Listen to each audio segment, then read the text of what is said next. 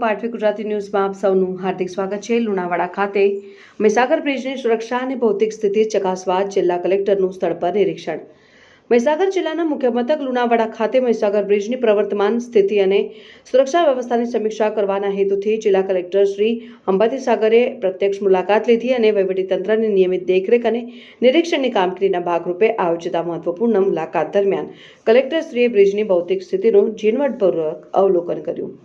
આ મુલાકાત દરમિયાન જિલ્લા કલેક્ટર શ્રી એ લુણાવાડાના મામલતદાર શ્રી પણ ઉપસ્થિત રહ્યા હતા અને કલેક્ટર અને મામલતદાર દ્વારા સંયુક્ત રીતે બ્રિજની વિવિધ હિસ્સાઓનું નિરીક્ષણ કરવામાં આવ્યું અને તેની પ્રવર્તમાન સ્થિતિ અંગેની ટેકનિકલ વિગતોની ચકાસણી કરવામાં આવી। આ નિરીક્ષણનો મુખ્ય ઉદ્દેશ્ય બ્રિજની મજબૂતી અને તેના ઉપરથી પસાર થતા વાહન વ્યવહારની સુરક્ષા સુનિશ્ચિત કરવાનો રહ્યો છે।